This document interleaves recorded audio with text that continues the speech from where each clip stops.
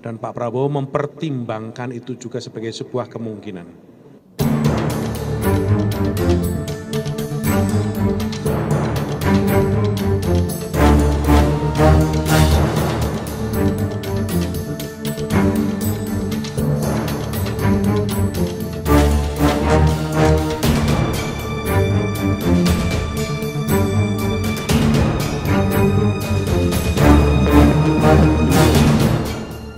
Targetnya kita tetap akan menjadikan Jawa Barat sebagai kandang Prabowo dengan posisi yang besar.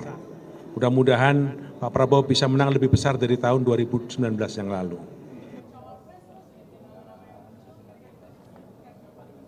Sudah selesai? Bagaimana?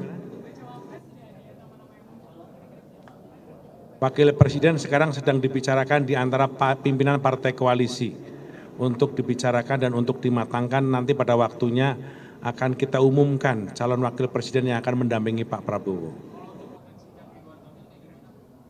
Ridwan Kamil sebagai seorang sosok gubernur di Jawa Barat namanya cukup baik, cukup harum, dan Pak Prabowo mempertimbangkan itu juga sebagai sebuah kemungkinan.